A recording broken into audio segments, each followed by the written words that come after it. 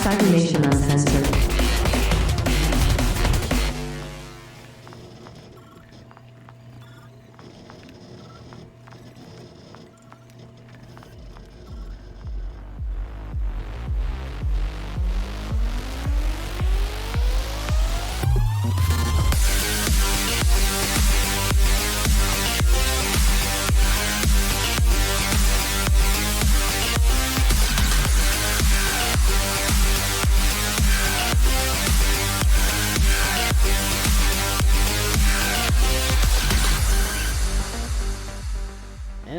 Another episode of Tales from the Forlorn Dopes. Hello, everyone, and good evening.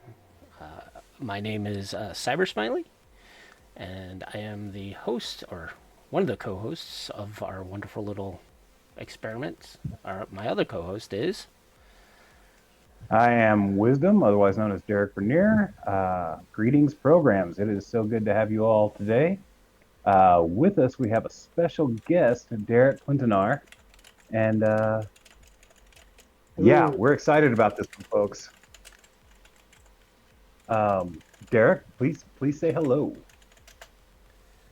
Greetings to everyone out there in Cyberland. All right. I'm Derek Quintanar, former editor-in-chief of the Cyberpunk 2020 line. One of the masters. So Derek, if it had Cyberpunk 2020 on the book, he had something to do with it. This is the man. This is the guy behind the throne, as it were. Yeah. So we start off with all our guests. We have this thing called full auto questionnaire. Basically, it's short, quick questions with short, quick answers. And if you don't have an answer for the question, then by all means, please pass. So I'm going to get into it. First question is 2020, 2045, or 2077? 2020. What that was probably a good. favorite cyberpunk role? Solo. Favorite piece of cyberware?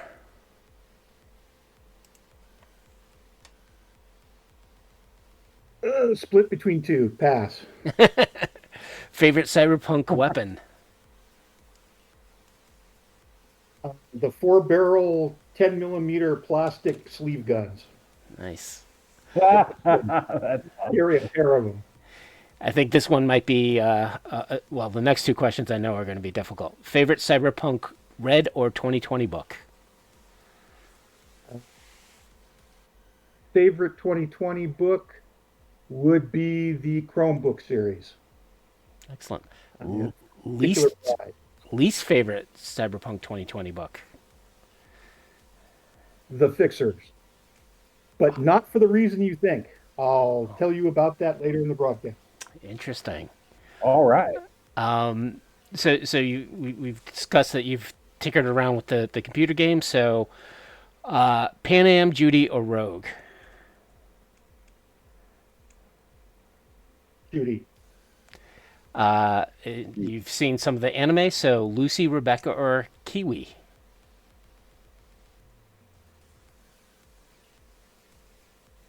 Rebecca. Next is Carrie, River, or Goro? Carrie. David, Maine, or Pilar? Maine. Favorite Night Favorite Night City gang? Don't have one. Hate them all. Favorite mega corporation? Militech. Favorite cyberpunk movie? Johnny Mnemonic. Favorite cyberpunk fictional character?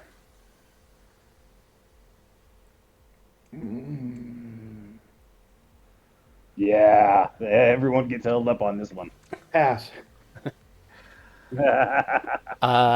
Gibson, Dix, or Stevenson? Gibson. Favorite cyberpunk novel?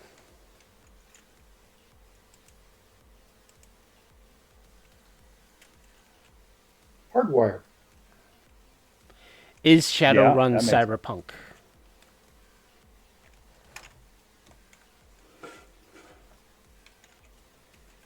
It's halfway there. Good enough answer. So those are the full auto questions. You didn't get any right, and you didn't get any wrong. So it is what it is. There are no wrong. Yeah. Oh. So let's talk about basically you were editor in chief of everything. The only things I think I can call you out on is Solo Fortune. You had writer credits. Chrome One, Yeah. you had contributor credits. Edgerunner, you were labeled as a rewrites. Maximum Metal, you were a writer. Other than that, every single other 2020 book is you are the editor in chief. So The guy pulling it all together. And even those books where I am in as writer, I'm actually still editor in chief behind it because a lot of those had multiple writers. And again, as I said before in our pre-show talk, I'm the one who had to chase the cats around the room. exactly. This is the problem of depending. Well, it's the joy and the problem of depending upon a large freelancer pool instead of being mainly in-house writers. Right. Yeah, and I think this was the before the days of really the internet, right? I mean, yeah, emails were slowly coming in at that time, so I'm sure it was even more difficult compared to nowadays, trying to herd the Yeah, cats. we had you could pass very basic files back and forth, ID. So we use it to pass ideas back and forth. But if they were an artist or a writer and we needed the actual text or the actual picture, then yeah, it was a lot of FedEx. We ran we ran up big FedEx bills in those days. Wow. So, how did you first hook up with Mike and Lisa? That actually started about 2 years before Cyberpunk. I was in a D&D game with Mike Jones, whose name shows up in uh, Teenagers from Outer Space and in Mechton, a couple of places. And Mike said, "There's this guy. He's invented a robot game." And at the same time, I had already been a multi-year fan of anime, um, had been connected to the Cartoon Fantasy Organization of the U.S., um, was getting into Gundam, all that kind of stuff, uh, pirated tapes brought over from Japan, all that kind of thing. And I said, "Oh, robot game, huh? Let's go take a look."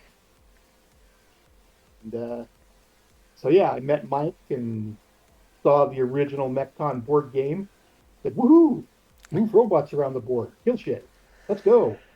Um, but then, as I said before, I am a systems guy, not an idea guy. So after playing the game a whole bunch with Mike, I said, "Well, Mike, why doesn't it have this?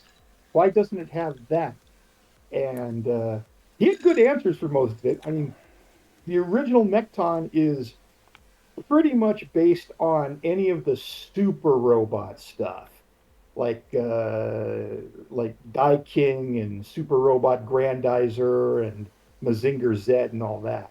So the more subtle bits of things like Dugram and Votoms and Gundam were beyond the idea there. So But I helped what I'm introduce, hearing, basically. I said, "There's all this other stuff. There's all this much more sophistication to the robots."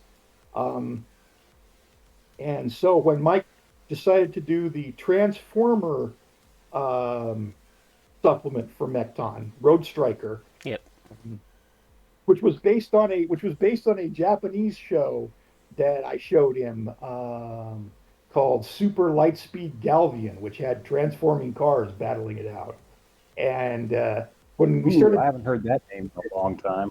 he said, "Help me write it." So I helped him write it. And then he said, "Well, that was pretty good. Why don't you do some other stuff for us?" And that's how it went. Nice. So what I'm getting from that is that the original draft of Mechton was an excuse to use Shogun Warriors on the miniatures table. Sort of, yeah. Yeah, I claim Brady. it was a spin-off of the Shogun Warriors cartoon, sort of, in Mike's mind. That was the whole idea. That was the whole aesthetic at that time. Um,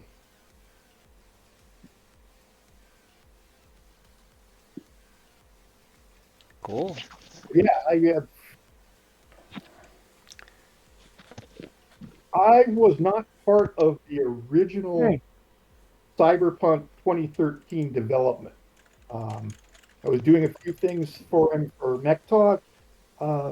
I wasn't full timing for him yet, Hmm. and he was working on 2013 pretty much by himself with some help from Will Moss and a couple other and Dave Ackerman. Hmm. And I really got into it. I did some like reading over and some editing for him afterwards, but I didn't. I really got into it when he needed support things, and that's how it kind of went for the rest of my career. There is Mike would have the big ideas, Mike would do the big steps, and then I would lay all the little brick and tile work that fills in between the big steps. Right. Um, he came up with the idea for most of the role books, um, but I did all the Chrome books. I did the heavy metal book, all that kind of stuff, because I felt that was things that needed to be filled in. And if we hadn't gone on economic hiatus in '98, that I feel that would have been the thrust of the next couple years of our releases. Um, Stuff like you guys are doing, like I said before, the Africa source book, the medical book, stuff like that. That's stuff we would have eventually gotten around to do. So I I find it highly satisfying and gratifying that somebody's doing it. That's, that these holes Wow. are plugged. You heard it Yeah, first, Wisdom. last thing, Thank you. That I got a grin on my face right now that is threatening to break my head. no problem. I mean, the last thing we were going to work on when we closed for the hiatus was I was soliciting ideas for a project called Ocean Zone, which was going to be Ooh. all it was going to be, submarines and sea warfare and ocean going cyberware and it was essentially going to be deep space but for water. Okay. And is that Yeah. where And you got the Firestorm, Stormfront yeah, did that stuff get ideas? folded in? Or The Firestorm stuff came out of the fact that Mike wanted to transition the game in general to the next level. So that was why the fourth corporate war came along. And and so things that are connected directly to the fourth corporate war are from Mike. They came out of his idea for how Cyberpunk was going to transition to the next version. Okay. I mean, probably, I have no idea. I can't read his mind, but we probably would have done something like 2045 or Red as the next version, and that would have been out probably sometime in the early 2000s if we hadn't closed down. Right. Well, so one of my other question, I kind of answered it, was as being an editor, a big part of your job was keeping the lore straight and consistent through the entire line. Were any of the books more difficult in this regard, was it pretty easy to kind of wrangle the kittens, as it were? Keeping the lore straight was, in terms of like timelines and stuff, was pretty easy. Um, Mike had an idea of where he wanted the big books to go, and so we could always come to him and say, "This is going to happen." He'd say, "No, not yet," or "No, not at all," or "Yes, go ahead." Um, what I found more difficult, and like I said, this was something that I felt that we probably would have addressed in the future, that the lost alternate future of a continuous Artelsaurian, um, was making things into a coherent whole. You know, like you guys with the guys that are doing the medical book. It's like we scattered our medical tech over like 6 different books, and it's not really consistent in its pricing or its effects, and that would have been something we would have tried to streamline it back down to. Um, it's why I wanted the heavy metal book, because there were people that wanted to do big vehicles, there were people that wanted to do powered armor, and I said, these all interact. Big vehicles, big guns, powered armor, all interact. Put them all in the same book. Yeah. That way they interact properly. Done. Plus, when you did so, you kind of standardized the format for how vehicles are presented in Cyberpunk. But after Maximum Metal came out, it all got standardized, which made things much easier. Plus, having Appleseed type powered armor in the game, just like I ran military campaigns, so it was like right up my alley. Plus, it was Bubblegum Crisis and Appleseed, and my love for those, that like when I found Cyberpunk, I was like, oh, I can play this. I can do this. Yeah. So it sounds like you were heading towards possibly consolidating like the medical stuff or the tech stuff. So there wasn't any like solid plans of pushing out a role book for that role. Not that I know of. Not that I know of. I mean, it might have been that when we tried to consolidate the medical stuff, Mike might have gone ahead and said, well, let's do a medical role, let's do a medical character role, and then we can put all the medical equipment and all the medical skills and their effects all together in the same book. Again, more of that streamlining, focusing kind of thing. Okay. I mean, like I said, I lay a lot of the little bricks in between the big steps. That's what, if you look at it, that's what a lot of listen up, you primitive screwheads is. That's me dropping in the last little bits of tile in the combat system, because I went to Craig Sheely, who was my freelancer go-to guy for system stuff, particularly military systems, police systems, that kind of stuff. And I told him, I said, Craig, we don't have a coherent explosive system. You can plant a bomb, you can throw a grenade, you can shoot a rocket at somebody. They don't have matching effects. I need a matching effects system. And he invented one for me. And at the same time, I also said,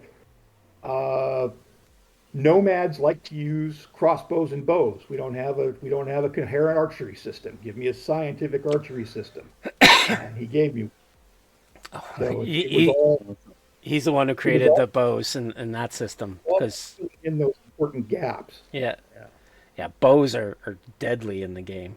Oh yeah, they're better than guns, but as far as like effectiveness, I don't want to get shot with an arrow in that game. Definitely not. So Yeah, I had always envisioned that, you know, a med tech slash techie source book was in the works somewhere because it's the only that's the only roles that never got their own splat books. Uh, we talked some about a tech book, about a techie book. Um, it never made it to the schedule though before the hiatus. Um, I would have pushed for some sort of construction system. I don't know if you Yeah, remember, but God, what publisher was that? Iron Crown. Iron Crown had a cyberpunk game. Yep. That was when Cyberspace. yep. everybody that was when everybody had a cyberpunk game. Hyperspace was awesome. But Iron Crown had a cyberpunk game, and one of the only thing I don't like the Iron Crown system, and I don't like most of what they do with their games. But one of the things I liked out of that cyberpunk game is it had an integrated cyberware construction system. So Yeah, you could build all your cyberware, or you could break it down and explain it, and it was all consistent, which is, again, that was another thing we probably would have had to address in the next 1 or 2 years down the road there. Cool. So it sounds like you, consistency is always important. I yeah. mean, it just helps with every other aspect. Well, there's a reason that I think the most important online freeware book is that grand encyclopedia that the guy from Finland did, that has um, all the cyberpunk stuff in The reference book. a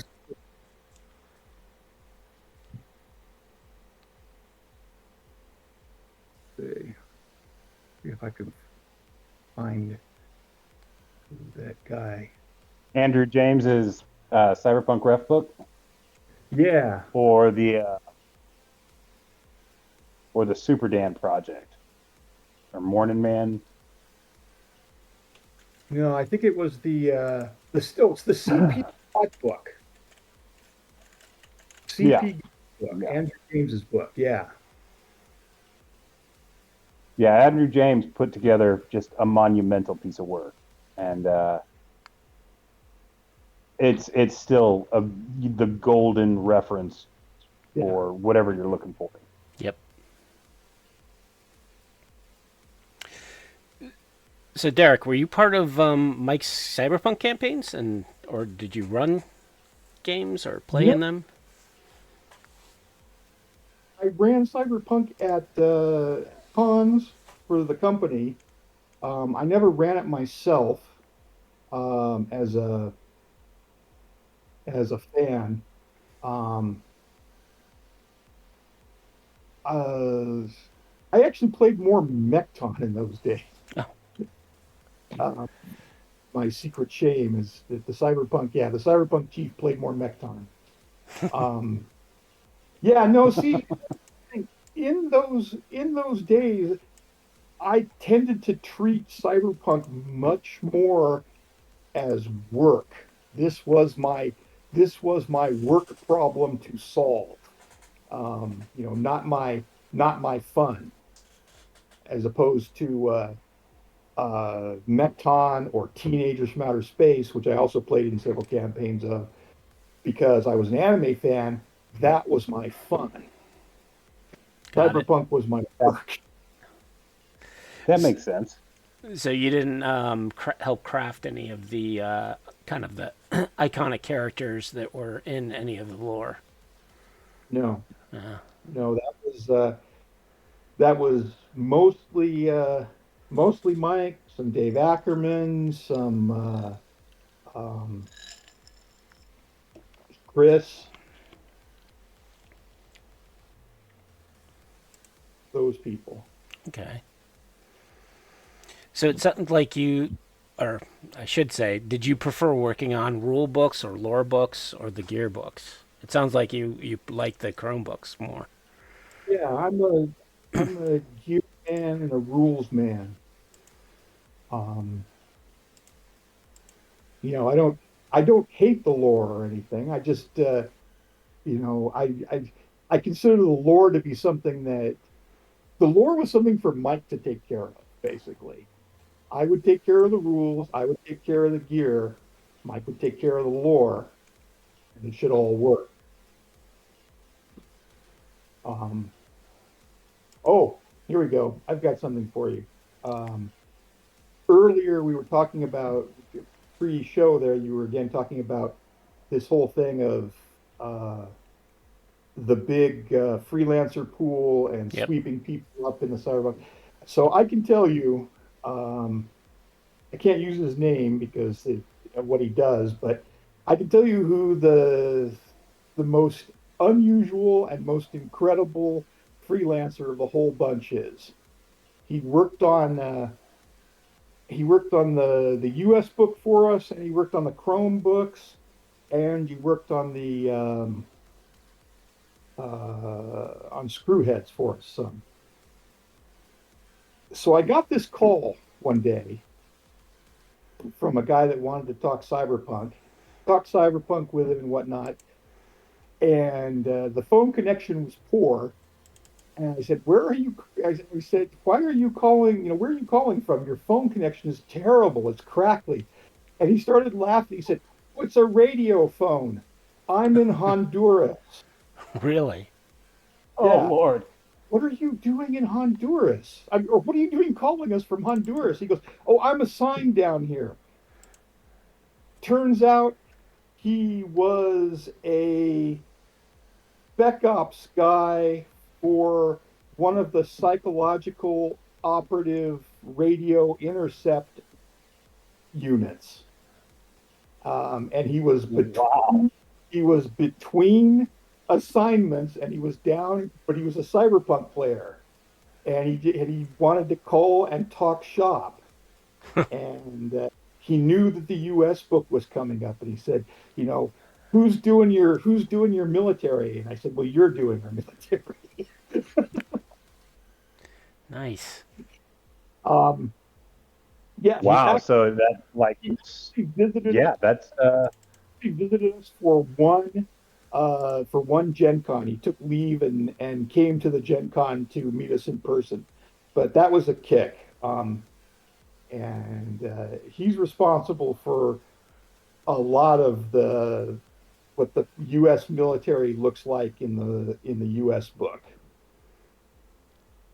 Okay. well, that's awesome. I mean, because it comes across as somebody with experience writing it. I mean, there's bits and pieces in there that you wouldn't think of unless you were actively exposed to that lifestyle. Exactly. I think I know who you're talking about, but I'll not mention Yeah, his name. I'm pretty positive I know who we're talking about. I'm not sure why we're keeping it a secret, but we'll keep it a secret. Cool. Do you Well, have? I'm keeping it mostly privacy. Yeah, true. Do you have any other fun stories from back in the day? Um, Joe, why I hate the Fixer book. Oh, yes. Why I hate Yeah. the Fixer book. I don't hate the role. I don't hate the rules. Can you guess what part I hate? The layout. The art. Oh, The art. Right. Yeah, I can see that. You know, I think it's far enough past that I can't be pinged for libel or slander, which I can't be anyway because this was the truth. Um, Basically, we got screwed by the artist on that book. Oh, oh, He dish it out.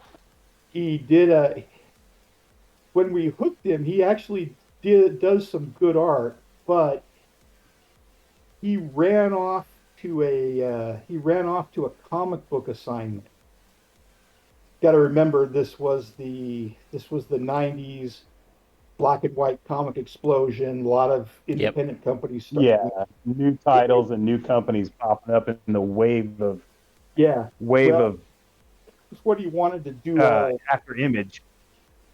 that was what he wanted to do all along. So he did not. He gave us a rush job and then bailed. Got it. And because we were on a tight schedule, there was. I mean, I wanted to get somebody else, but there was no time. Um, and Mike said we would get new art for it if we ever did a second printing, but it sold only okay enough. And I personally think that was partially because of the art.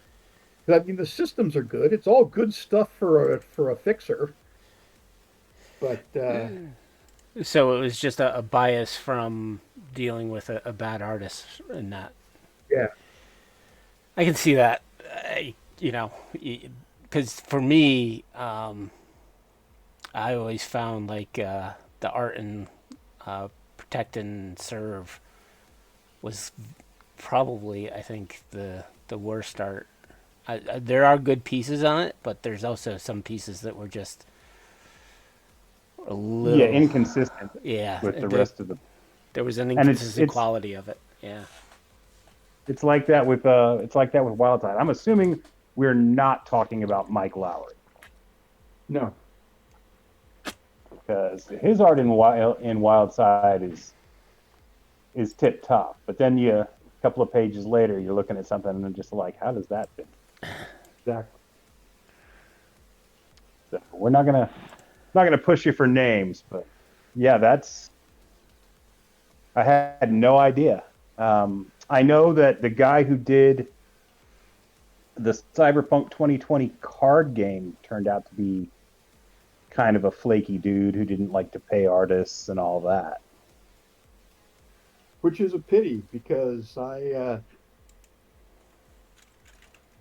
am continually swept away by all of the positive reviews and whatnot for that game. I believe it's Yeah, still and the art that I believe it still remains Wizard Magazine's like highest rated CCG ever. Are you talking about I know I mean the which card game? original. Because you had the Netrunner, right, CCG, and you had the Cyberpunk 2020, and I know Yeah, that well, the Netrunner was considered one of the top five. I didn't think that the kind of hijacked Cyberpunk 2020 one was really even official, right? I'm not too sure if that one was either. Um, but because it's I didn't have anything to do with it. Um, it's a shame because the art for that card game was just phenomenal, and like that's just a whole bit of tragedy in and of itself. Yeah.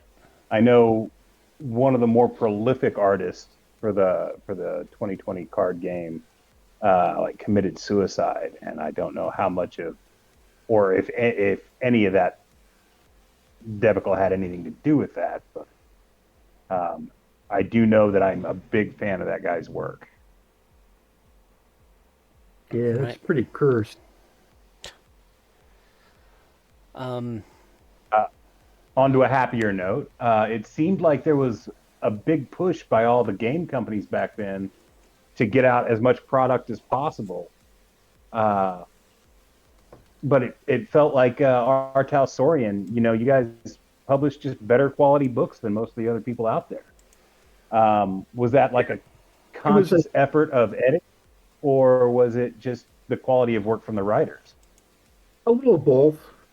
I mean, it was a shelf war in those days. I mean, now when everybody can, just run their games off at drive-through RPG and whatnot, people forget that all this stuff had to fight for shelf space in the old days.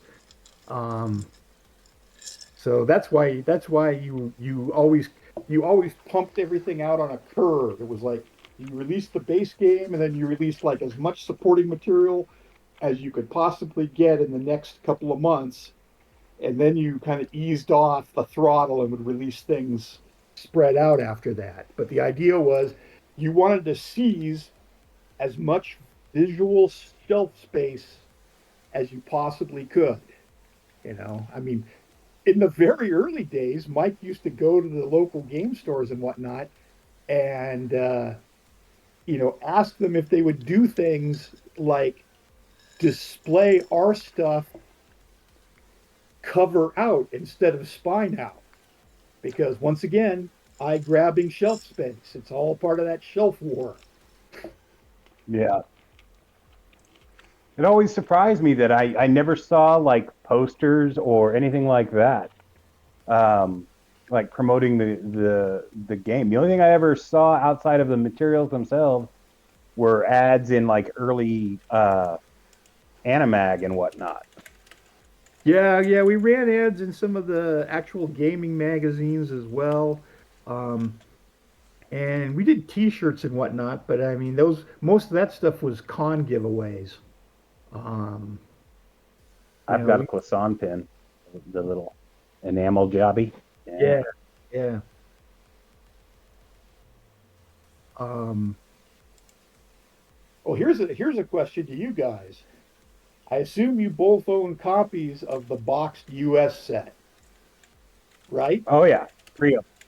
Did either one of you get a miniature in your box?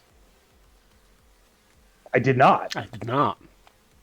Just for the fun of it, we had just gotten in the some of the early Cyberpunk miniatures, which I think they were either from Ral Partha or Martian Metals in those days. And I and Chris Hockabout and Lisa and Mike McDonald, as we packed those boxes, we would toss an occasional miniature, a Cyberpunk miniature in at random into the box. Ooh. Every box has one, but they are out there. Man, I got 3 of those boxes. None of them came with miniature. Now I'm jealous. Yeah, Derek. Or Now sorry, I own all those miniatures from the Ral Partha line, but I didn't get any in my box set, which is now I have something else to look for. There you go. So, how much we've talked before, rather reluctantly, about the only 2 licensed Cyberpunk 2020 novels, the ones written by Stephen Bilias, alias, I don't know. Did you guys have any input on those at all? Like, was there any kind of collaboration? Other than Mike setting up the license and maybe feeding them the lore and whatnot, nobody in-house had any feedback. Those were strictly done through whoever the literary agent was. It's like, man, barely remember those things. Yeah, I mean, I remember being so excited when I saw them in the bookstore, and then getting them home and reading them and just being all like, For being very impressed by either one of them. yeah, like, what the hell was this? Like, Well, I think it was a stab into the whole novel novel writing of a game system, because back then it was like D&D, BattleTech, Shadowrun, Vampire, all of them were just producing novels and novels of stuff. So I think a lot of it came from the fact that while we knew good writers, they were all busy. We anything else I've ever heard in regards to that. became friends with both Walter John Williams that's true. and Effinger? and Effinger, but they were both always busy with their own projects. Mike Mike knew Mike Stackpole, but he was always busy writing 1 billion words for BattleTech. So, we could never get a name writer for a cyberpunk novel is the problem. Got it. Yeah, I mean, those just came across as being written by somebody who'd never actually played the game. Oh, I'm So, sure he didn't. I'm pretty sure he did. and it's telling that nothing that appears in those books is ever referenced anywhere else at all. Like they were not canon, as it were. Yeah. Yeah. So was there any products that kind of were left on the cutting room floor at all? Like you just it was a great idea, and then you started fleshing it out, and it was like, nah, this isn't going to work. Or something that got left behind when, you guys closed doors for a while. Well, we didn't have any, we didn't really have any dead ideas. There was stuff we would put off, like putting off a tech book because we knew it was going to have to be pretty comprehensive, and there were other books that would be easier to churn out. Um, and since Mike already had the timeline all pretty much set up in his head, had the major events, had the characters and whatnot, it wasn't like we had to make anything up out of uh, whole cloth that would have disturbed it, because basically anything we might have brought up like that in discussion simply got tossed in the very earliest discuss. Now, I think the only thing I could say was kind of a out of left field that we didn't really see coming was Rough Guide to the UK. Because those guys approached us. Those guys approached us, I believe, through Chris Hockabout in the magazine. I think maybe they contacted him and then he contacted us. But they were all freelancers in England that didn't like how we had treated England in the original Euro book. And they said, we want to fix this. And we say, well, how do you want to fix this? And he said, we're going to bring back the king. There's going to be a revolution. Okay, yeah, that's just kind of out of left field, nutty enough. Go ahead. Go ahead. What happens when you get a bunch of kids raised on Judge Dredd and let them write a source book?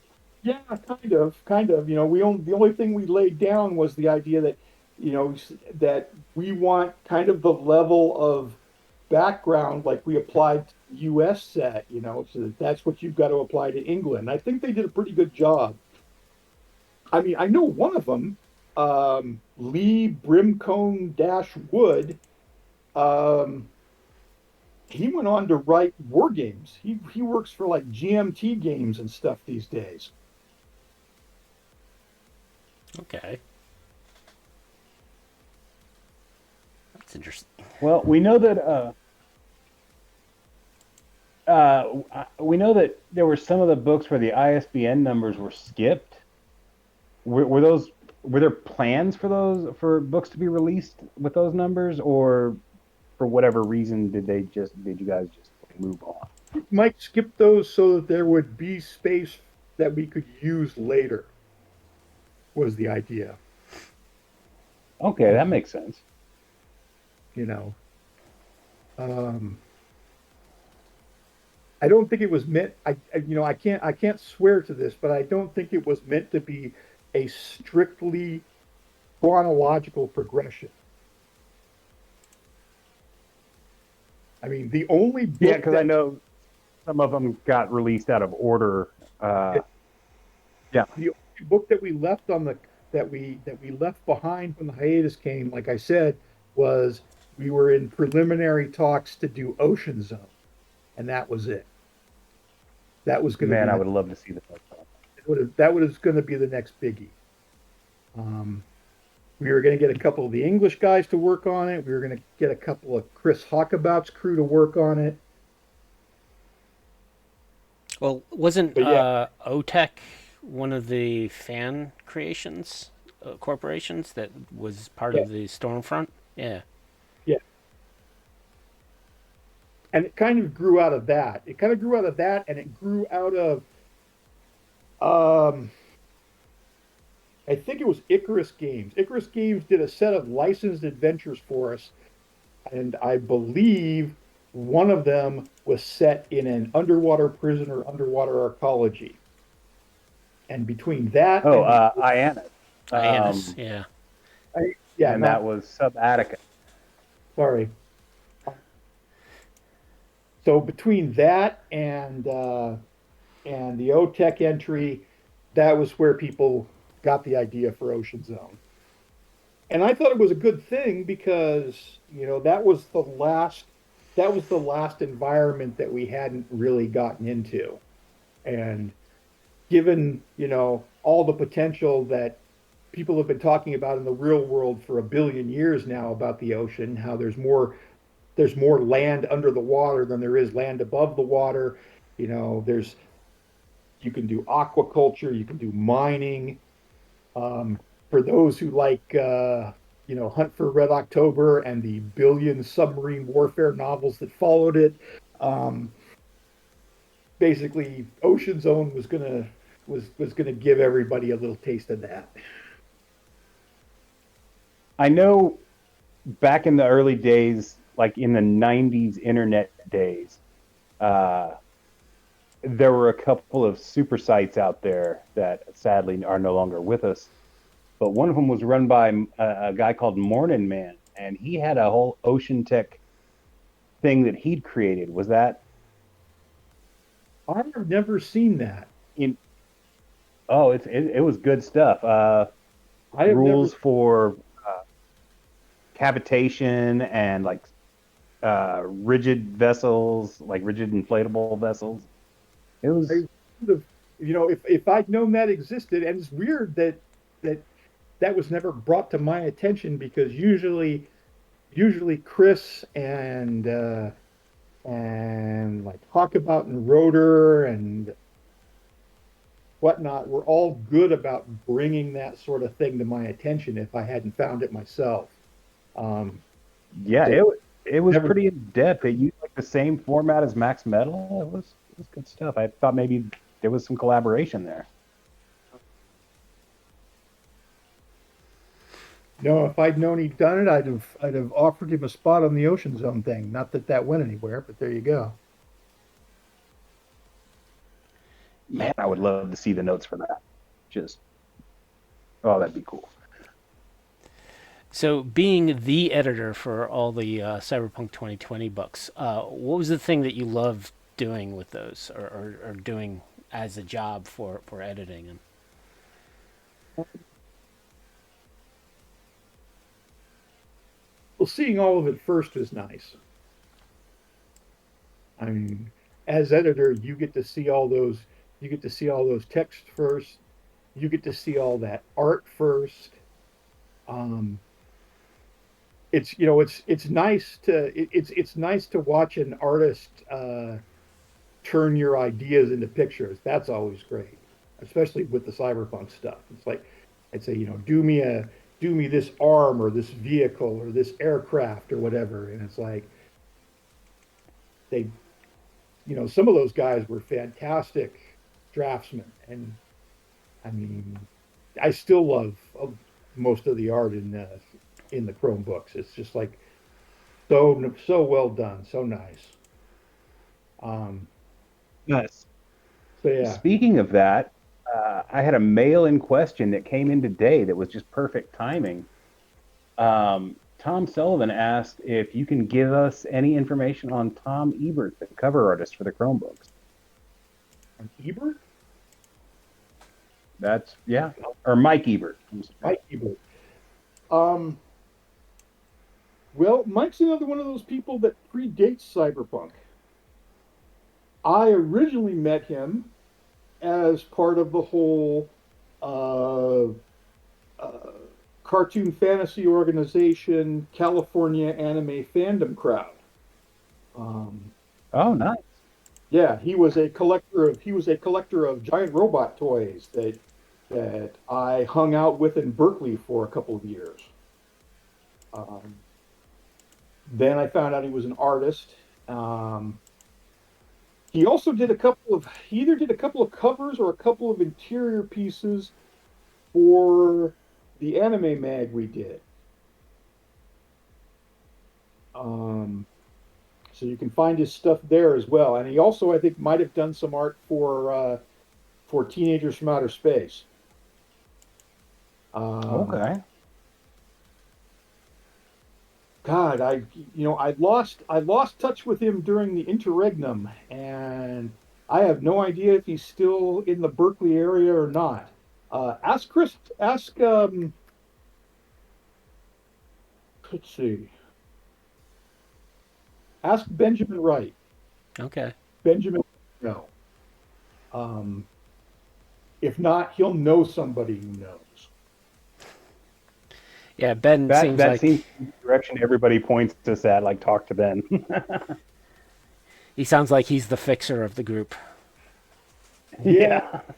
Well, he still keeps in. The thing is he's a linchpin in that he still keeps in contact with other members of the staff and with other fans and whatnot. So it's like, he still knows. He knows where the bodies are buried, so to speak. Nice. That's the perfect way to put that, really. It's funny. I tend to think of Ebert more as as teenagers and Mekton and whatnot artist than a cyberpunk artist. But yeah, he did do the Chrome. He did do a couple of Chromebook covers for us. It looked like he did all of them. He may have. Yeah, all more of them. Whether or not Which is it's like he had a pretty diverse art style because each of the covers is like the style is vastly different from each other. Like Chrome One is very obviously Hajime Soriyama inspired, and then the others like Chrome 2 is like a very realistic looking style. Chrome 3 is more of like an anime style. It's pretty nice to see that level of diversity. Yeah. Well, when he wasn't working for us, his real job was working for the game department at Lucasfilm. Really? The early Lucasfilm game department. Well, yeah. I mean, that's pretty amazing. I mean, the artists you guys had working for you were just all fantastic. I mean, Chris Hockabout, Mike Jackson, Doug Anderson. Hell, you guys had Lee Bermejo and Paolo Parente before either of them got famous. Oh, I love Paolo. You ever look at his stuff on the? You ever look at his stuff on the America book for Castle Falkenstein? It's like, oh, dude, his stuff is amazing. So good. It when I started seeing his name in comic books, same with Lee, I was all like, I know that guy. He's here. Well, when and like wasn't doing stuff for us, I used to see his name a lot. He used to do art for what was it? It was for a science fiction mecha game out of Europe called Dust. Yeah, that's his big claim to fame. Jesus, the art in that is fantastic. Like, it's top notch. And you guys just acquired talent like that, and I don't know, a lot of your guys went on to like really big stuff. Well, like you said, the way that works is you have to go hunt. You have to strike first. And, in these days of where everything is computerized and people send their portfolios back and forth um, by computer and whatnot, it's probably different. But when I did it, that meant a lot of trips to San Diego Comic Con in the days before it became a multimedia uh, crowd explosion. You could still move around and breathe. Um, Meant trips to BayCon, which was a science fiction convention in the South Bay area, the biggest one for Central California. Trips to Anime Expo before they moved down to LA and were still operating out of Oakland, San Francisco, and basically haunt the artist alleys, collect the cards, collect samples, talk to people, hunt, hunt, hunt. That was how I found these people most of the time. Sometimes they would come to us. Like I think Paolo came to us, I think maybe through our European print licensors. I think they might have recommended him. Not sure though. Wow. Yeah, I love this kind of information. We did not find him, and he did not offer himself. Somebody offered him, if I remember right. That's very cool. It was such a good fit. Like his covers for the Firestorm books are just epic. Well, he's as important as a good artist, in my eyes, at least in those days, criteria wise, is a fast artist and an artist easy to get along with. It's like if he'll make the changes you want, because occasionally you would run into artists who, especially if they're young and they haven't been in the business very long, they tend to think of their art as art, capital letters. So when you want them to like, no, I want this guy posed like X and he's got Y in his hand, they go, but you're changing it. And that's right, because this is what I want.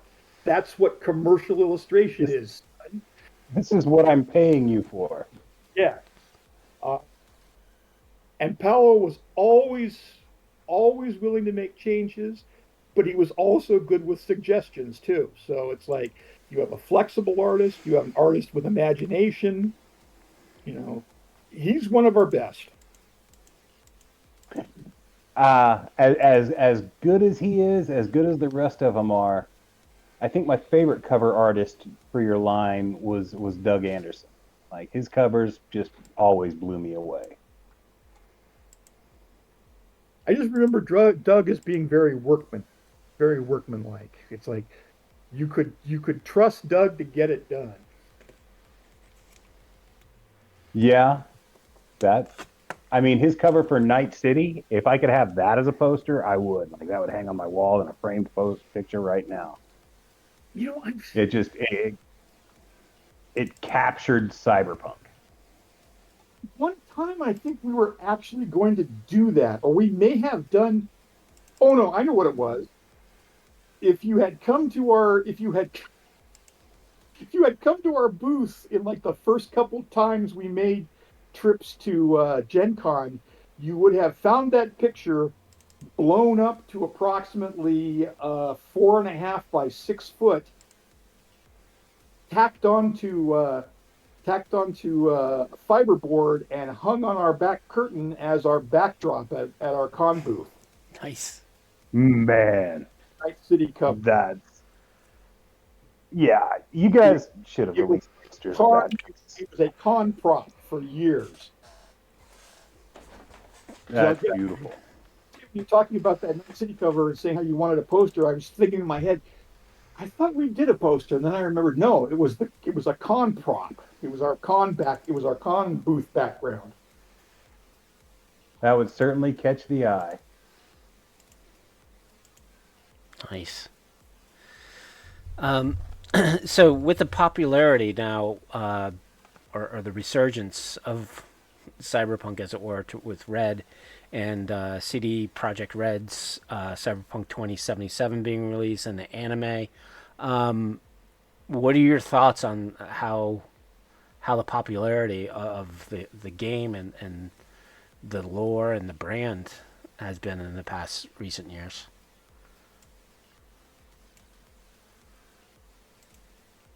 It's nice to see a comeback. Um, I feel kind of weird about Cyberpunk post 2010 because it's now, and I had a discussion about this some years ago with Ross Wynn with Spike. Um, Cyberpunk as a genre has passed into what they call retro rusty future uh, pretty swiftly. Um, you know, uh, I, I jibed Mike in the spring of 2020 saying, "Hey, where's my flying car? Where's my cyber arm? Where's my damn flying?" Well, CyberArm, there's been some huge breakthroughs in cyber limbs in the last decade. It's the same way.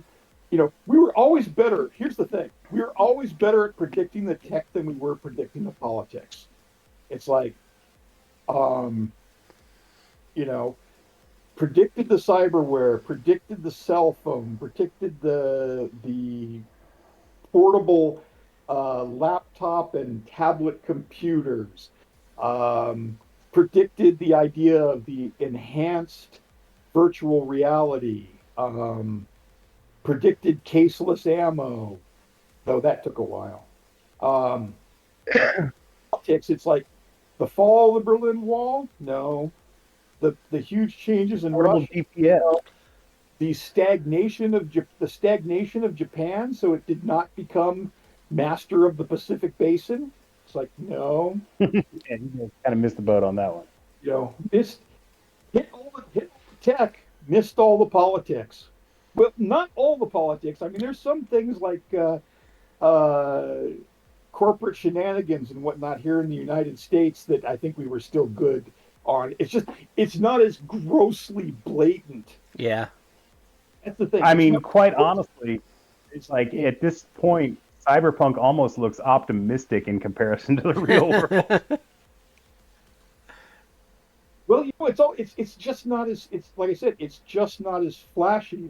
There's corporate stuff, but it's not super flashy. There's private military corporations, but they're not, Yeah. openly marching armies. There's been no collapse of a major polity since the collapse of the Soviet Union. Basically, no collapse of the United States. Central America stabilized. It's just like, yeah, people. What was it? My grandfather used to say, always invest in land because people are no damn good. But with the cyberpunk future, it's kind of the other way around. It's like the tech is the tech and where it's going and what it implies is terrible, but the people are better than we had any right to believe they'd be. People turned out to be better than expected. Yeah. So you mentioned that I think pre-show that you kind of dabbled a little into the 2077 game and have seen some of the anime. You have any thoughts on those products? And they're both nice. They're both the kind of stuff that they were the stuff we had hoped for. Stuff we always wanted. For that I am super happy for Mike in that this has all been realized. On the other hand, I think CD Project Red has much to answer for. the game would have been received so much better without the problems that Red brought to the table. Yes, it was a shaky launch, and Yeah, it took a while for it to get. The more the more I read about it, the more I realize that it was not completely. I used to blame it completely on CD Red, but it's actually shared equally with the Q&A firms that Red subcontracted to. From what I've read recently, is those Q&A firms lied to CD Red about how buggy the game was, and then CD Red turned around and said, "This thing is swell. Let's put it out." well, I think it was a perfect storm of the QA team. You also had, I'm sure, the marketing team trying to push it and stress that, right, to get the money. And then you had the developers who knew the truth and like, no, this is not ready. Don't go. And of course, QA's telling us it's good. Who are you? You're just developers. So we're going to go with the QA guys and get this pushed out so we can start making money. And it didn't help that like halfway through development, they hired Keanu Reeves, and then suddenly the whole game focus kind of shifted, and they had to like refocus everything to accommodate that because we're paying this guy all this money. Let's get every drop out of him. Almost too much pre-start hype. I think the game had almost too much pre-start hype, which means trying to meet expectations was a lost cause to a certain extent. And honest to God, I think Mike ought to get down on one knee and publicly thank the entire modding community because they have made that game everything it should have been. Yep. I mean, I cannot praise the mod. I will go on the public record and say that I cannot praise the modding community enough. What they have done for that game. I play on PS5. I don't he doesn't get mods. It's sad. I've never wanted to play a modded game more than Cyberpunk 2077. But yeah, me and Wisdom have talked about the game in previous episodes, and my thing, especially around when it was supposed to come out, and they're like, oh, it's going to be the delay, and you have these fans who are like sending death threats and doxing the developers because they said, oh, this is going to be delayed. It just got into a real mess at that time, and I think that's the only tragic thing. And I'm grateful, and I think it's stellar that even with all that bad publicity and the bad the crap that they went through initially is just it's nice to see that they took the effort to repair the game. Yes, it took longer than the fans wanted, but they've gotten it into a better place. And then you have, because I think one of the other problems with the launch was, as soon as you had these opinionated gamers coming in and saying, "Oh, this game is crap, don't play it," there was probably 50% of an audience that was like, "Oh, I'm going to listen to them and not even buy it," right? Yeah. Which put a stigma on that, and then they, those people came in 6 months later, a year later, and started playing the game and like, what was all the fuss about? This is an awesome game. Yeah, I mean, they kind of shot themselves in the foot by promising a bunch of features that eventually got pulled. They should have just kept their mouth shut about that stuff. Here's the part. It should lure you off of the PS5 and to get a computer version of it. By the time the modding people are done in another year or two, all of those features will be back in the game and some extra. Basically, oh yeah, if I could afford a computer, what I'd be doing. We need to set up a GoFundMe for you, Wisdom. GoFundMe buying a better computer just so I can play Cyberpunk. Yeah. Somehow I don't think that would get all that much fun. But it I've seen what the modders are doing with the game, and it looks fantastic. Like the same quality of mods that I saw for like Fallout or uh, GTA or any of those games. Just modders are fantastic. And I love the games. I love the visuals of the game. They're all like we always imagined it. And I love the flexibility of the game. That game is programmed and written to work like a role player would want. Basically, Yeah, your character can get up in the morning, have breakfast, go out the door, shoot somebody, run down the stairs, climb in his car, drive across town, and go do some business. And this is all in one game. It's the I mean, I will load up the game just to walk around Night City because that's been the dream since I first played the game. Like eventually, video games will get to the point where I can just do this, and they yeah. have, and it's such an amazing experience to walk by and like, oh, there's some maelstrom over there. I mean, I'm deep in the heart of Voodoo Boy territory. There's Arasaka Tower.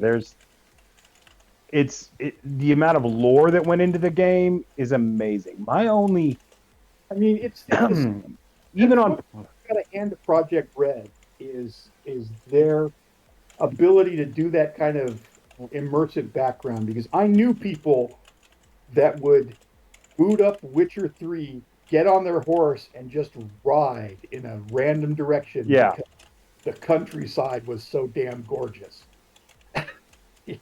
So it's the I same way with mean, Punk. yeah, visually the game is damn near perfect. My only real complaints about the game are mechanics. Like I wish they'd stayed a little bit closer to the feel of the 2020 tabletop game as opposed to like hit points and levels and level based gear and crap. I will never understand that decision. Uh, Well, but yeah, visually the game is near perfect. I think there's things that you can get away with in a tabletop game versus a computer game, and there's always going to be really dramatically different mechanics, just because of how computer games are, right? So with a tabletop game, you can play, fast and loose. It's all about the dice rolls, or you can get into the role playing, which expands a game. Like my current Cyberpunk 2020 game, I think we're almost to year and a half. Um, I think there's only been one combat situation or two combat situations since I started the campaign, and that's one of the great things about Cyberpunk is you don't want combat, right? To Yeah. solve your problems, you want to think and make the proper skill rolls to influence the game. So Uh, Avoid it unless it's absolutely necessary or you know you can absolutely win. yeah. So Derek, what are your thoughts on? Uh, You said you watched a little bit of the anime, the edgerunners. What are your thoughts on that? I need to finish up the rest of it. Um, I know it's got a sad ending, but shrug. That's like they used to say, that's XCOM, baby. Well, that's Cyberpunk, Well, baby. exactly. yeah, Um, I again, much like the game, much like the computer game, it's like just fantastic visuals. And like we were talking pre-start of the cast, um, there's only two studios and there's only two approaches. You either go for the color, the flash, and the over the top, in which case Trigger is your perfect choice. Nobody does it better.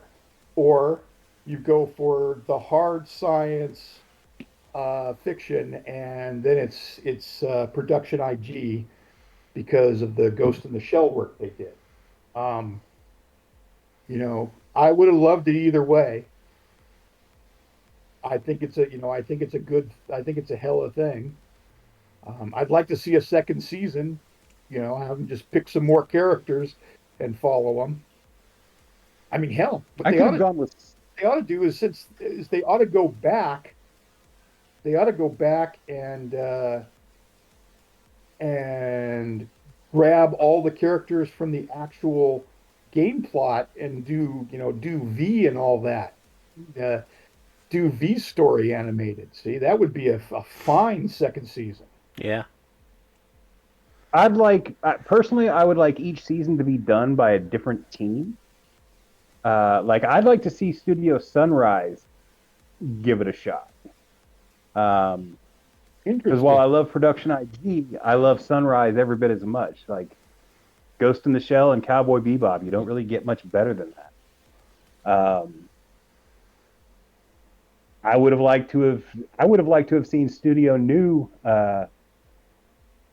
get a shot when they were still around. They were a good But studio. yeah, Man, they were plagued with internal trouble. Yeah, lots of strife there. But they gave us Bubblegum Crisis, so.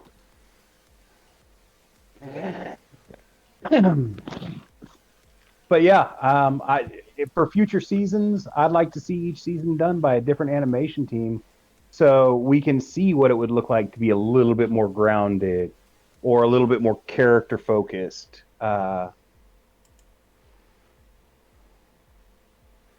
mean, Studio Trigger did great with what they had, but they were a little bit over the top for my taste. That's just.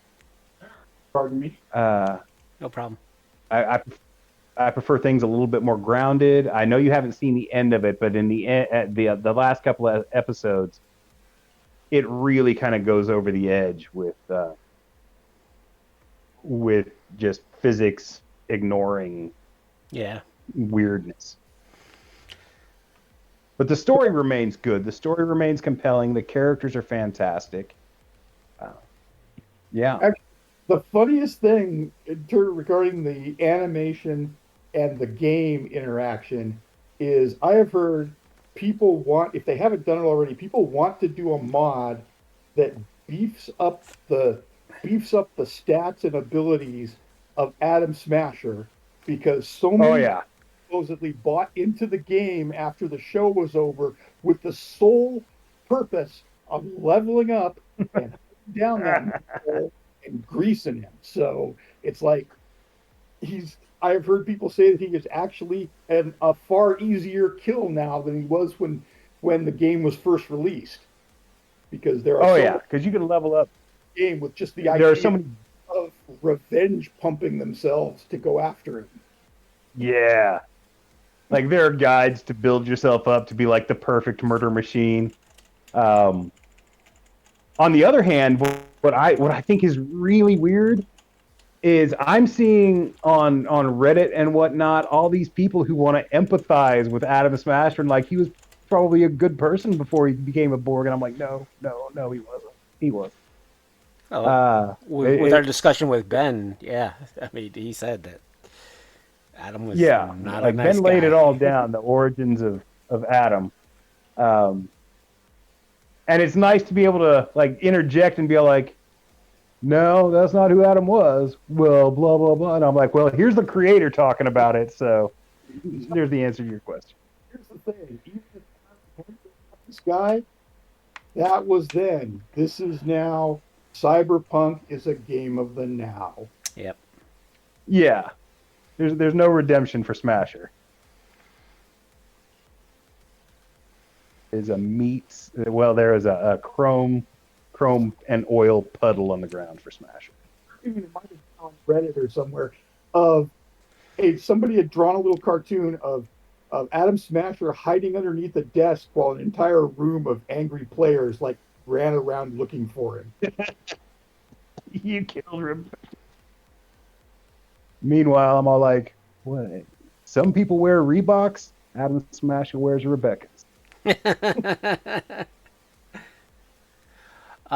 So we have another question. So Italy got their very own source book, not available anywhere else except in Italy. The Nathan Never book. Yeah, the Nathan Never. And we just heard about a Japanese fanzine called Cryotank, who we learned from James Hunt. Is there anything else that might be floating out there that Like, so Wisdom is a diehard collector of all things Gotta have it cyberpunk. all. So, Sure, Pokemon. do you know of any German other? something, but I cannot remember. Okay. Um, Now, yeah, the Nathan Never book. That's because Nathan Never's a big time comic strip in Italy. It's like science fiction, supernatural adventure, and so Yeah, it's been going like as long as Judge Dredd. It's got the same type following. now the Chrono Tank book that might actually be connected to the original Cyberpunk 2020 fan club in Japan that was run by a guy whose first name I knew was Taka. His actual name was Tateno something or other. Um, he was actually a big guy in like wargaming and role playing circles there in Japan. He was our Japan guy for years. Um, he was the one that coordinated with us on doing a Gundam book for Mechton.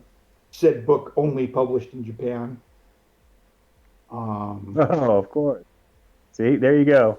Artel Sorin put out a Mecton book. We just don't get it. a few other things, but yeah, I think he might have been actually involved in that in the cryotank zine. But yeah, I think maybe the Germans did something independently as well, but I cannot remember. Well, I know the Germans put out the like a reprint of 2020 with like a hardback and all new art. I actually won a copy of it at a contest, and it blew me away. I was like, why aren't we releasing this? Um,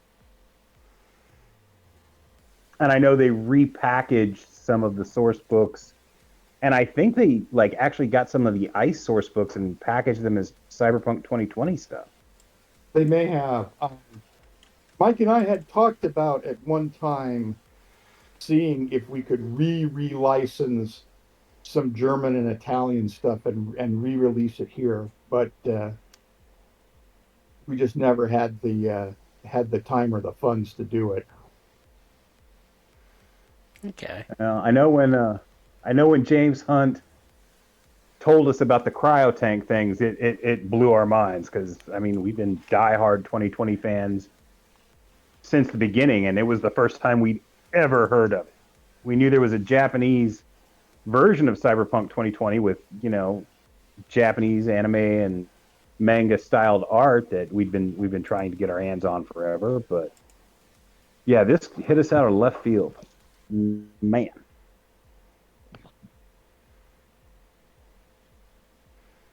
Yeah. So, So, go ahead, Wisdom. oh, I was just gonna ask, as the editor, what influence did you have on the material itself? Like,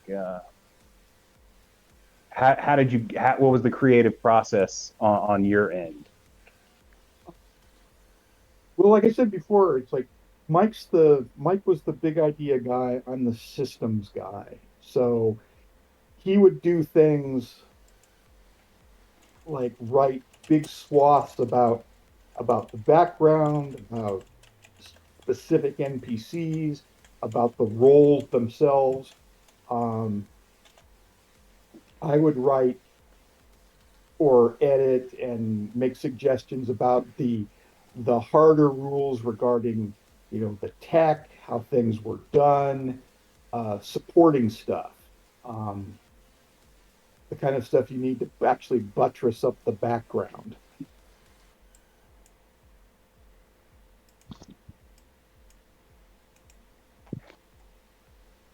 Okay. Are you still gaming? Like I said, I do wargaming and I do a lot of various Euro board gaming. Um, I don't do any cyberpunk anymore. Um, haven't done any Mechton either, though I'm thinking of getting back into that because um, Benjamin Wright is running some Mechton. Oh, really? Yeah. So, are you live in near Ben and are actually able to Oh, game or I nice? live in Northern California. A lot of the cyberpunk guys still live in Central California, though, some have moved. Mike being up in Washington, Chris Williams out on the East Coast. Um, Spike's in Florida. No idea where Hockabout and Rotor are. I think Huckabout I said think he's in. Walkabout's in Oregon Yeah, Mm. or Washington. I know he was up in the Pacific Northwest. Jeff Hexter's back I east. follow him on Facebook. So yeah, we're all kind of scattered to the winds these days. but it sounds like all of you are still kind of in contact, and Ben being Yeah, the conduit through the yeah, various yeah. communications. Well, that's good to hear. What else are you up to these days? Anything else that the fans would like to know about, or you'd like to share? Not not too much. I mean, I'm getting back into anime fandom after a couple years hiatus. Um, like I said, I play quite a bit of war games when I can still when I can nail down an opponent. Um, Weekends, I usually every other weekend I can be found playing some sort of complicated Euro board game of some sort. Right. Yeah, I was introduced to those by one of my friends a couple years back once I had quit Artel, and that just became a thing. I find it very relaxing, actually. Well, I heard diplomacy is one of those games you don't want to play with friends because you might lose them as such. True. I only ever played diplomacy once, and I can attest to that because um, I got into some flaming rows during that game. Can imagine. So I with got a go ahead. I got a friend who comes into town for like a week once a year, and every time it happens, we all rent a B and B, and that's actually going on right now. So last night I spent the evening.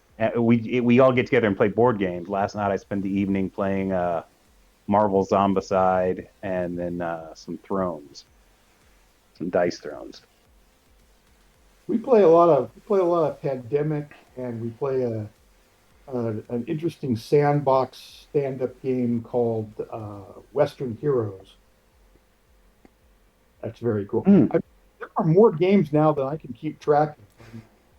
Kickstarter allows every Tom, Dick, and Harry to put out a game, so there's a ton yeah, of games out there that I hear are good, but I could never catch up to because there's just so many now. Yeah, there's actually a I con I tell you, go up to in Massachusetts, and basically they have this whole ballroom wall of just shelves of various games that you can check out and play, and it's just amazing at the variety that there is.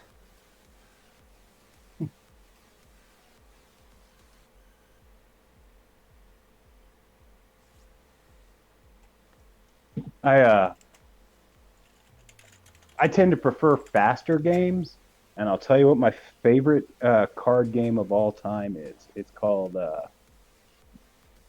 Kung Fu Fighting, and it's not in print anymore in its original form. I think you can still like do a print on demand from drive-through, um, but it is by far my favorite like group activity party game type thing I've ever played. Mm, So if you can get your hands on Kung Fu Fighting, you should do it. wow. Were either of you big CCG collector players? I was a The yes. only I played Magic back in the '90s when it first came out. I think I quit when fifth edition came out, so it was old school. I had a bunch of Netrunner cards, except my my basement got flooded and I lost all those. I played what was it, Vampire the Masquerade or Jihad. That was an interesting game. We had a group that we would play like every other Friday, and it was like eight of us all at the table. Just Like that. They used to swear by that game. yeah, Yeah, I played Magic when it came out till about third edition, and then I sold all my Magic cards and bought my way into Legend of the Five Rings, yeah. which I played religiously for about 3 or 4 years. Um, I also played the original uh, Call of Cthulhu collectible card game, the one called Mythos, Mythos. Yep. because I, because I was a huge Lovecraft fan, and I knew the guys at Chaosium. We were regular visitors back and forth because we were in Berkeley, they were in Oakland. So, we would drop in on each other's offices all the time. Um, the o- good. Also played um, the Over the Edge card game by Atlas Games because I like the weirdness of it. Um, it's got a very uh, X-Files, Afka, Lost Weekend kind of feel to it. Um, Also a World War II collectible card game called I think I played that Battlefield too. Battlefield to Berlin. That sounds familiar. Yeah, it was done by a small company. It used actual World War II stock art, um, but it had a simple but very playable mechanical system. Um, so it managed to appeal to both my TCG bug and my wargaming bug. So I played the hell out of that game. Um, I collected I collected Netrunner cards. I did not play that much. Chris Williams was our big Netrunner player. He used to play that game all the time. Um, Yeah, and it he was spent fun. Netrunner was the only CCG I ever got into, and I only got into it then because Brainware Blowout gave us rules to use that as an alternative net running system, yeah. and that really appealed to me. Well, that came about because Chris Williams, who, like I said, was our big Netrunner aficionado, um, at the time the Netrunner card game was not selling that great, and he just came up with it mostly because he loved Netrunner and because he thought it would make the TCG sell better. Nice. Yeah. Um, got about half an hour left. Do you have any questions for us? Um, well, what do you think of the post 2020 Cyberpunk games? Oh, for me, Yeah. I was just so Cyberpunk Red. We actually did a review of it. Some of the stuff I did like, especially how they took the roles and broke them down. Especially with the special abilities and how they enhanced those compared to previous editions. Like that's the one thing I loved about Wildside is how it took the street deal skill and turned it into this Flip it out. fabulous, yeah, this fabulous mechanic that a GM could use. And Cyberpunk Red kind of took that as well. I don't like a little bit of the simplification of the combat. I think they went a little overboard, but overall, I think it's flexible for people who are quickly need to get into the game. I would have liked to have seen them have advanced rules, right, in which they tied in a lot more of the Cyberpunk 2020 stuff. As for Yeah. the computer game, the 2077 computer game, I loved it. Even, I mean, I bought it the first day.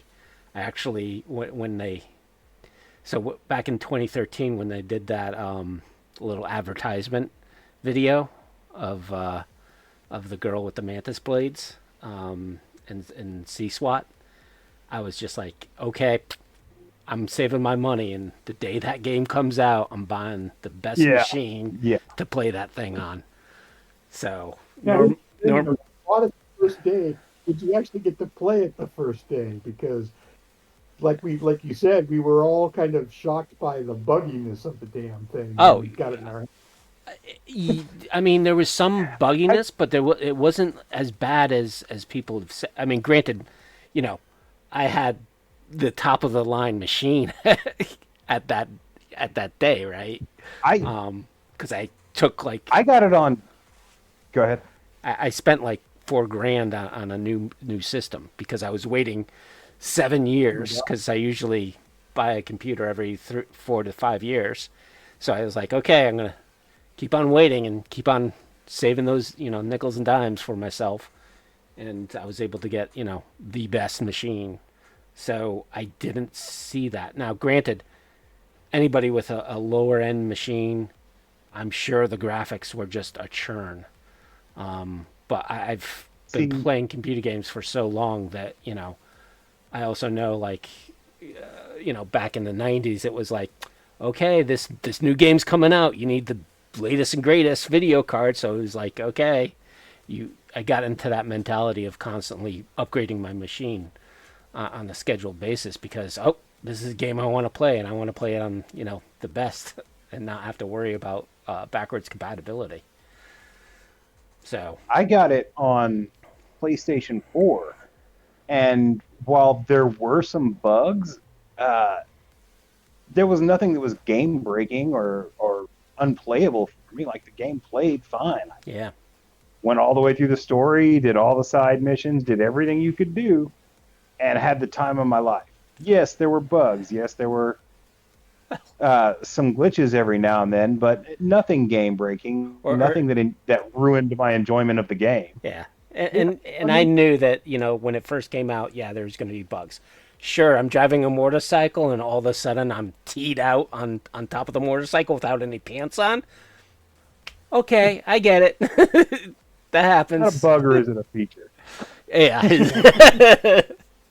Anti-hype, I think, is what the thing was that there was as much hype against the game once it came out. It wasn't that, like you said, it wasn't that bad for a lot of people, Right. and Yeah, and I think the people who suffered most were the people with an older gen system. Um, there's and nothing. I hate to say this, but as a game company staffer, I can tell you there is nobody more ungrateful than cranky gamers. yeah, like I said, Dude, I every time love they were delayed, people, developers were getting doxxed and death threats. I mean, I love fans. I love fandom, but God, do I have a problem with fanboys? Just it, it's a game. It's entertainment. You're not supposed to get this worked up about it. There's this weird air of entitlement that goes along with any kind of fandom these days. Like look at like Zack Snyder Justice League fans. Jesus, those are scary people. Regardless of whether you like the stuff or hate it, like the clash between those two groups is terrifying at times. yeah. As for Cyberpunk Red, I think it's beautiful. I love the art in it. There's some great ideas and some great stuff in there. But I've been running 2020 so long that's my world. like in my game, the events that led up to Red never happened. So I'm still just playing along in my world. Yeah, I mean, I Uh, would, if I was going to run again, I would run 2020 just because to me, anything after that has sort of the comic book company sliding time scale. You know, yeah, the same way that Marvel Comics has to keep pushing certain events further and further into the future. Um, Otherwise, people would and be they a got to million years reset old. every now and then. Yeah. And so it's kind of the same way with the Uh, because Cyberpunk is already kind of a Z-Rust future. Um, yeah, trying to it's alternate timeline that we've already passed, yeah, but that's part of what makes it so cool. more to me, the I don't know why they called the game 2077. They just could have called it 2020 because there appears to be, at least to me, there appears to be nothing going on in that game that's beyond what we could have done in the game in the Right. role playing game. And therefore, The trying to push it further into the future is just like, why? Well, I think the the fourth weirdest corporate part war. is like all the lore characters still being alive in 2077, not just like one or two, but like all of them. They're all there. Nobody has died in the meantime. Um, that's the weirdest part. They all look fucking young. I know that cosmetic surgery is a big thing, and other people can just go full Borg with a Genesis type body and look like whatever they want. You But know, it's still weird. Well, you know, Boa's dead. years of biotech, Yeah, but his son is basically the same. young, It's basically okay. My character died. Let me just change this name. He's his son. Yeah, biotech is. Did you actually have any hand in any of the creations of any of the lore, like biotech, Nika, or any of the corporations?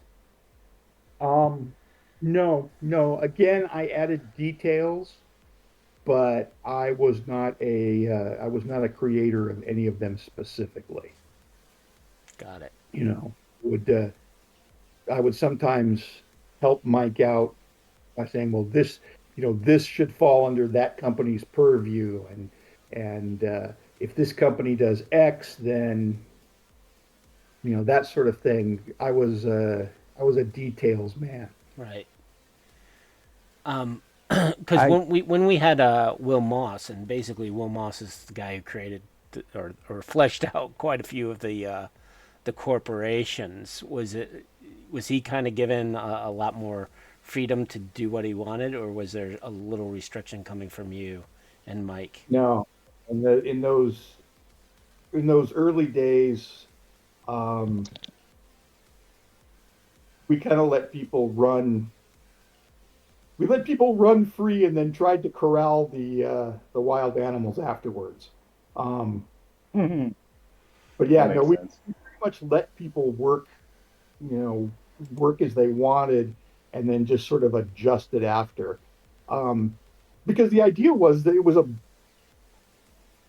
2013 was a blank slate. So it was like anything we added to that was fresh and new and would work simply in dint of the idea that there was nothing there to compete with. It's like you invent a new company, it works automatically because there is no company to fill that slot until you invented it.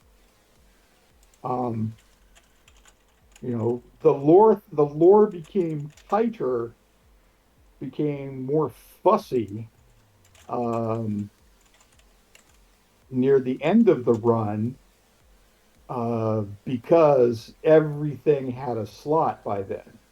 But then Mike was going to blow it all up, part of the Fourth Corporate War. So it was sort of like it went on a curve. It was like wide open, then it got kind of fussy, and then it became wide open again because well, Mike was going to blow it all up, so it was okay. Anything could be done because it's all going to get set on fire. Interesting. Okay, while I've got you on the hook, and purely for selfish vanity reasons, um, you being the main rules guy at Artal Saurian, have you seen what we did with Interlock Unlimited? No, I have not. I have only heard rumors. But Okay. now go and read that because the rumors sound pretty cool. Yeah, I would absolutely love to get your feedback on it. And yeah, basically it was just a rewrite and kind of streamlining of the interlock system, and adding some stuff here and there. And I would love to get your opinion on it. Okay. Also, something that came up in the Twitch chat. I want to bring this up Have you? real quick. What's that? Uh, what you did is again probably what we would have headed towards if not for the interregnum, because Oh, at that point Mike was in with the hero guys, and so he was doing that combined Artal hero, fusion. and he wanted to kind of back propagate that to several of the game systems, which is why I think it shows up. Doesn't it show up in red? I can't remember. Um, Like some weird cross between fusion and interlock uh, comes yeah, through in red. yeah. Um, Basically, yeah. if he hadn't gotten in with the hero guys, and if we hadn't had the interregnum, there wouldn't have been a fusion, and we probably would have gone towards eventually, because everything was trying to get reorganized and streamlined. Um, we would have ended up trying to do something like what you guys have done. Again, a tip of my hat to you Sure. guys that that you are pulling these things off. That's mostly wisdom, man.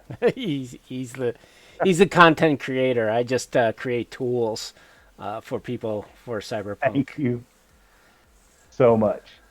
Um, But yeah, now I will have to go back and actually read the thing to see Excellent. exactly what you guys have done. So, yeah, I would.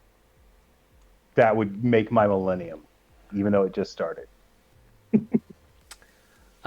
one thing that came up in the Twitch chat was they mentioned something about a fanzine called Scream Sheets that came out back in the 90s. Do you know In Japan. where of it? Dream Sheets, unlike Chris Huckabee's mag, Scream Sheets was not something I was involved in. Um, that was more, I believe, something Mike was trying to propagate. Um, and I'm not sure if it was supposed to be a 2020 thing or a pre-red thing or possibly a cyber generation thing, which is another thing. Other than doing basic editing on text and whatnot, I had very little to do with cyber generation. That's all off the top of Mike's head. He's all completely the midwife for that. The way you put that. Okay. Well, I got no more questions for you, Derek. I do appreciate all the My, time, but wisdom, if you have any last.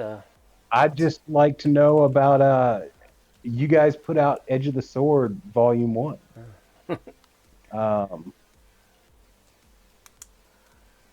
how did that come about? Like, what made you guys decide to do this giant book o' guns?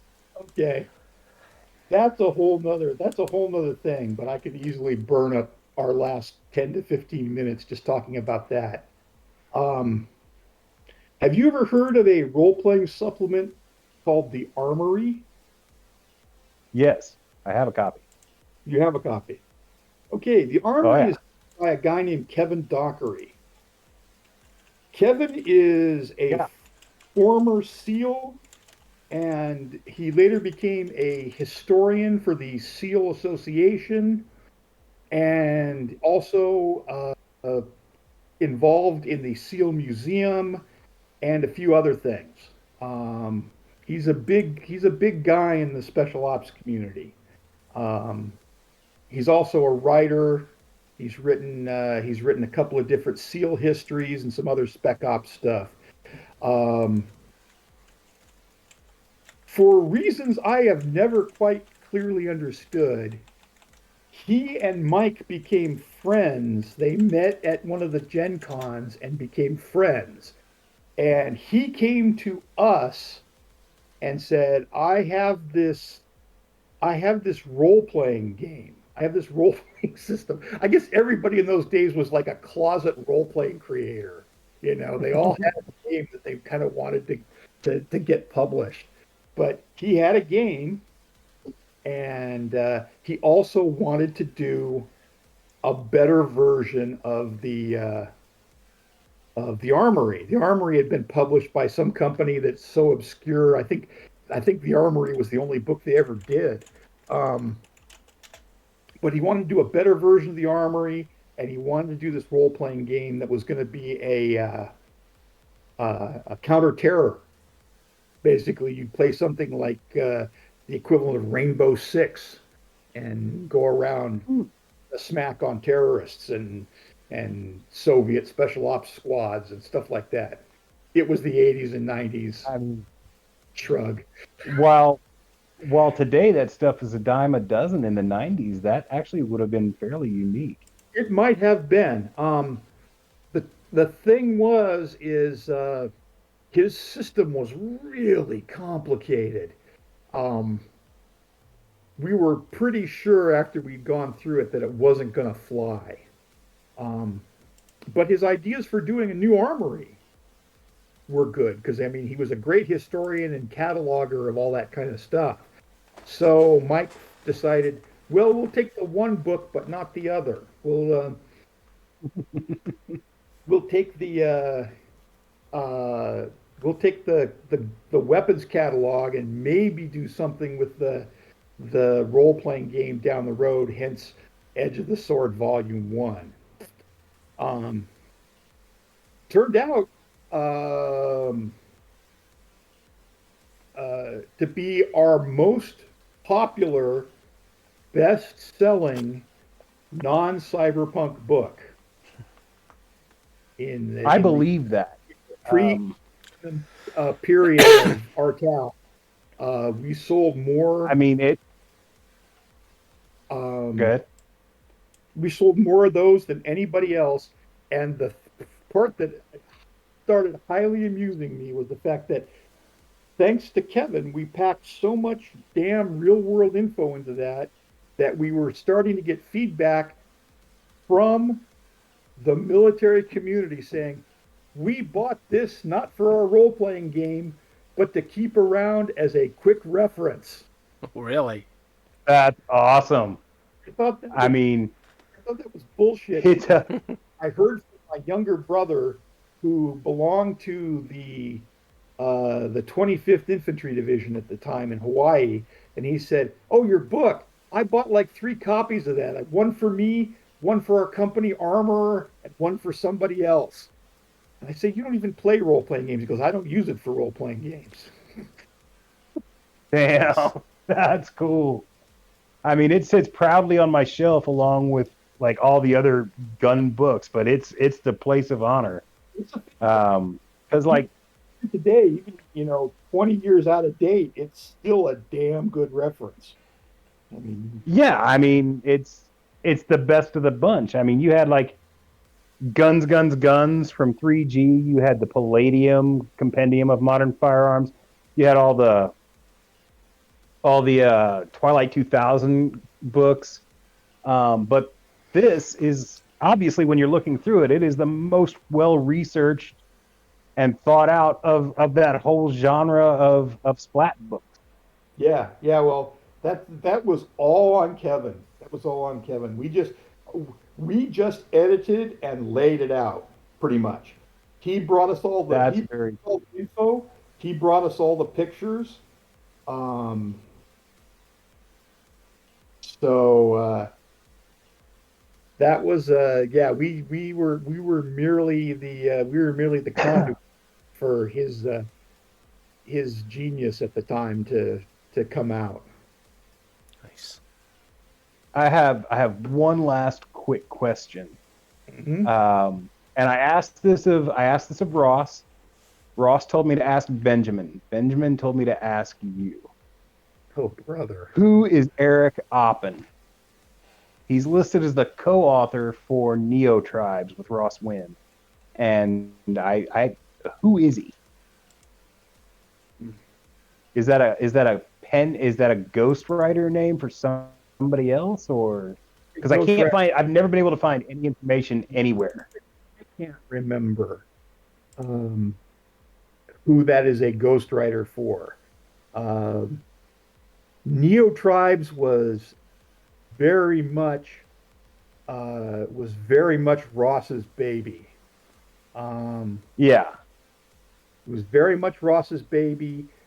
I basically came in at the end of it to do just basic editorial polishing and to make sure it didn't clash with the U.S. set. Um, and God, yeah, Eric is that's a ghost name for somebody, and like I said, I'll be damned if I can remember who it is. Um, That's what I've come to guess. I didn't know if it was real or not. So now we have confirmation that at least it's a ghost name, and we can try. Eventually, I think I'll ask Ed Bohm if it might even be Ed because Ed did stuff for us on and off as he wasn't a regular, but he would come in and do things. He did more stuff for us um,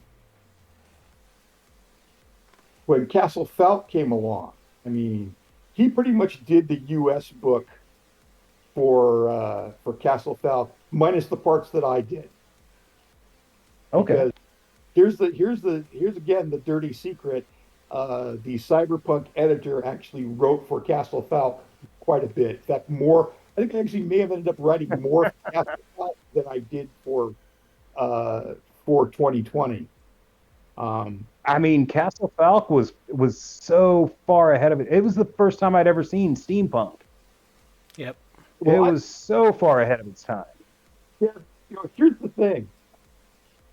This is the clash between systems guy and big idea guy.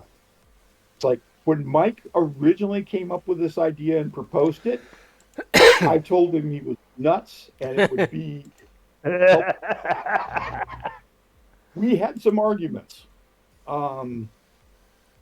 He did not, until I actually saw the manuscript of the basic game, I was not sold on it.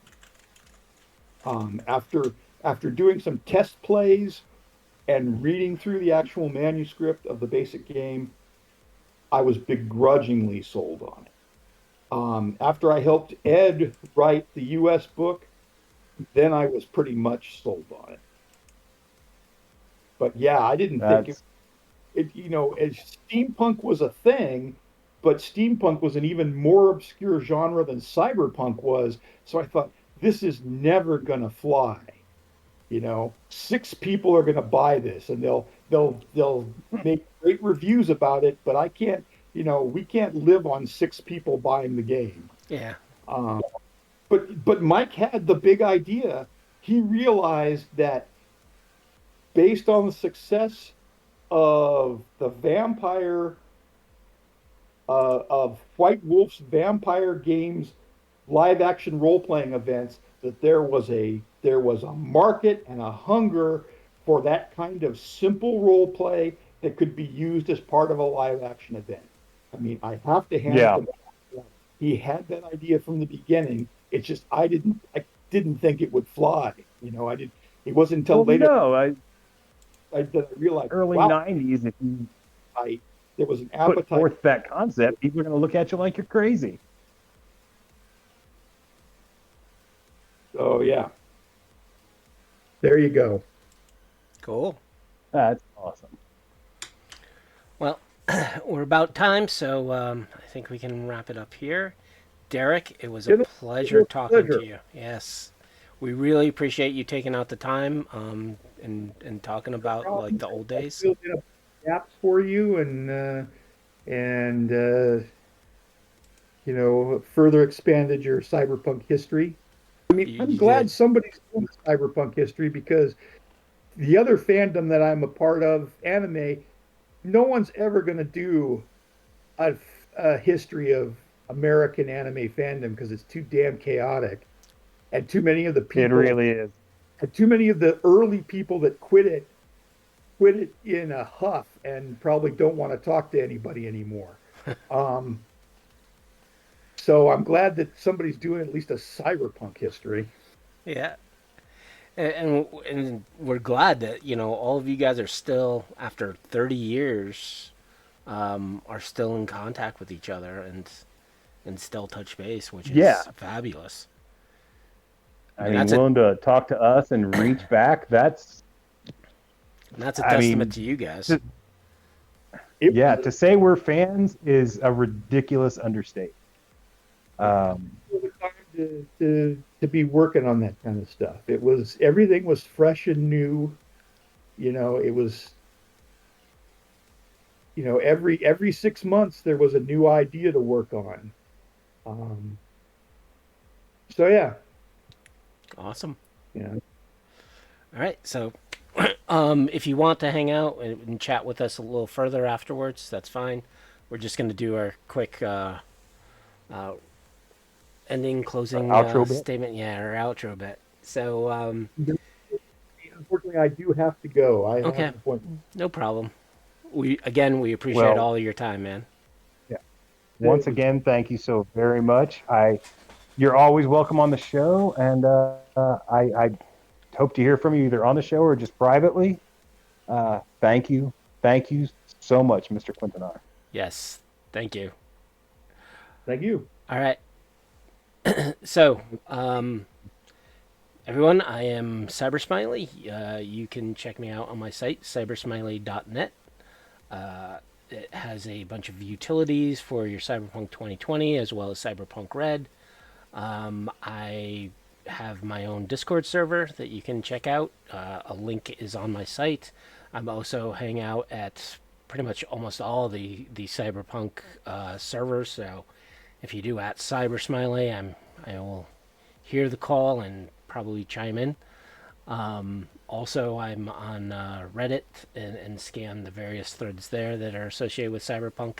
I am not on Facebook or Twitter. I'm just those two platforms are not for me. But wisdom. Oh, I am Derek Bernier, otherwise known as Wisdom 000. I run Datafortress2020.com, the largest and most comprehensive resource for Cyberpunk 2020 online. You can find me you can get a hold of me through the website. I'm on Facebook. I'm on Reddit. I'm on Discord. Not on Twitter. No, thank you. That dumpster fire is not for me. But we would love to hear from you with any comments, compliments, complaints, suggestions, criticisms, whatever. We'd like to hear from you for our future shows. Most definitely. We'd like to thank Rob Mulligan and Cybernation Uncensored for hosting us. You Thanks, can Rob. catch us we're here every first and third Wednesday of the month, and you can catch us on the Cybernation Uncensored YouTube channel under the heading Tales from the Forlorn Dopes. And Once also, again, we'd like to thank our. I don't know what Go platform ahead. it is, but we are also have podcasts of these shows as well. So if you can't listen to Yeah. us tonight, or can't listen to us while, or if you have a long commute, by all means, download one of our shows and listen to it in the car. Yeah. Once again, we'd like to thank Derek Quintanar for joining us. And we will see you in 2 weeks. Yep. Thanks, everyone. Thank you.